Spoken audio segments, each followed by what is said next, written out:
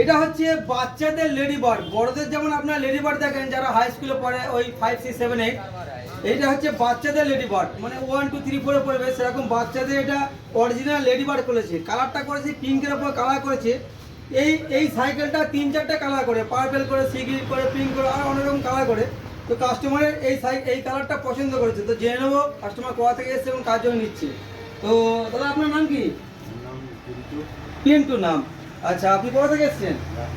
গ্রামদেবীপুর থেকে এসেছেন। কার জন্য সাইকেল নিচ্ছেন? মেয়ের জন্য। বাবু তোমার নাম কি? পারভিন। তুমি কিসে পড়ো? 1-এ পড়ো। দেখ পারভিন 1-এ পড়ে, ওর জন্য সাইকেল নিতে এসছে আমাদের দেবীপুর সাইকেল স্টোরসে। ফেসবুকের মাধ্যমে, আমার ফেসবুকের ভিডিও দেখে, আমি ফেসবুককে বলবো আমার একটা ভিডিও বিরাট ভাইরাল হয়েছে, সেই ভাইরাল ভিডিও দেখে অনেকেই সাইকেল নিতে আসছে। তো সাইকেল আমার কাছে বাজার থেকে অনেকটাই রেট কম আছে। এই কারণেই কম আছে, আমার নিজস্ব দোকান, কাউকে আমার 1 টাকা ভাড়া দিতে হয় না। আমি নিজে মেকানিক, নিজে কাজ করি, ওই জন্য আমি মার্কেট থেকে অনেকটা কমই কাস্টমারকে সাইকেল দিতে পারি।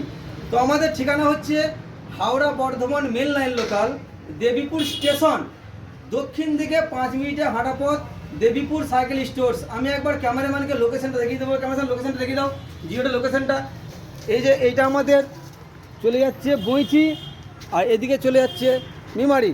এই ক্যামেরাম্যান লোকেশনটা দেখিয়ে দিয়েছে। তো এইটা হচ্ছে আমাদের দেবীপুর সাইকেল স্টোর্স।